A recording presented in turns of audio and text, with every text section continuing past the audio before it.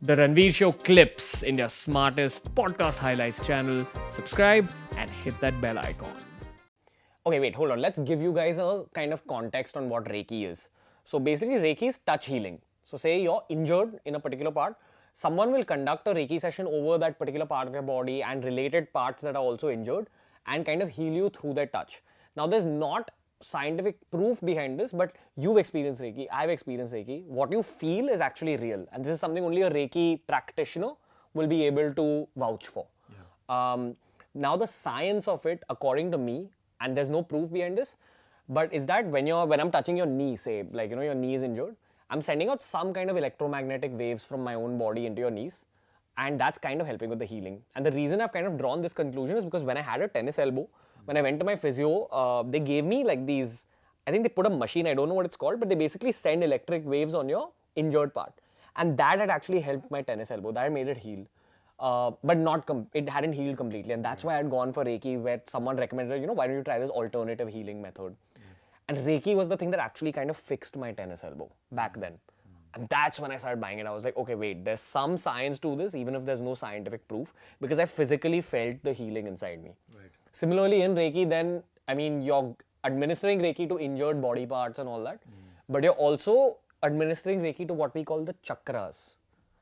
Which are like key points on your cerebrospinal axis. Like on the straight line that bisects your body in half, there are some key organs, key glands, and Reiki is even administered to key points on that axis. So that's basically the introduction to Reiki.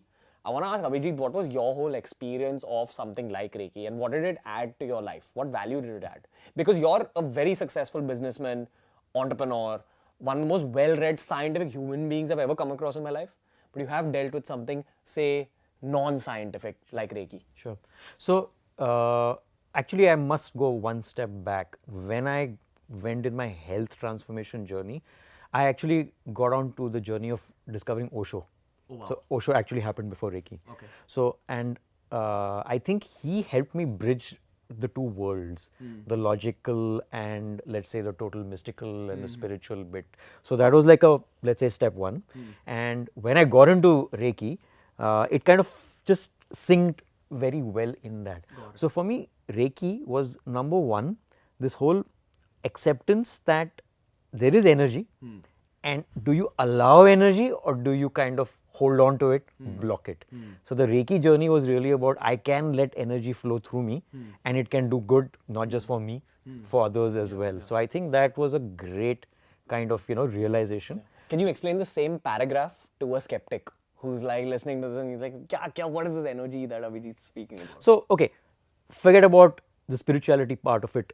It's like this. You go into a room and people say, I feel a good vibe, right? So, sometimes the vibe can be hostile. Sometimes the vibe can be very friendly and welcoming and warm, etc. What is it? What is all that, right? So, essentially, we are antenna. If we just look at ourselves as antenna, we are sensing something. Now, we may not be able to kind of pinpoint this is, this is a ear and this, gets in audio waves, etc., etc. But what is that? And just because we don't have a definition for it or a paradigm to define it or scientific yeah, proof. exactly. We dismiss it. Yes. We dismiss it as soft stuff. Or, that's not, yeah, absolutely. That's not real. But, and it's not just about being in the same room. For example, you think of someone and someone just calls you. Now, what's going on? Is it a coincidence, as we call, we like to call it and all that. But there's something at play here. And I don't know when we're supposed to jump into quantum physics, but I was about to jump into quantum physics. But, there is this principle called entanglement.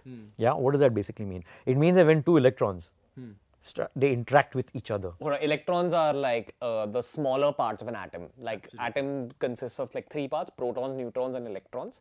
So electrons are like the tiniest kind of brick that builds the house, which we call an atom.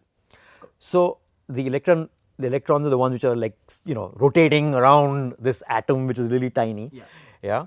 And electrons, let's say two electrons, when they interact with each other, they suddenly connect.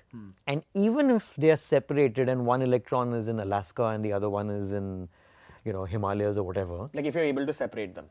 Yeah. So if like they've met, they've interacted, and then they get separated for whatever reason, what happens to electron A happens simultaneously to electron B. Like soulmates. And that's called entanglement. Oh, okay. And it's a quantum physics thing. So this has been proven by scientific experiments, etc. So when you think of that same thing of, hey, I thought of someone, and that person connects, something is getting communicated. 100%. Right? So in the science world, they could call it a 0-point field. Something exists, and we are essentially, we may not see it, it may be invisible, and they could be electrons, they could be particles, they could be waves or whatever, but something allows us to detect, feel something instantaneously. 100%. And that's what fascinated me about the quantum physics world.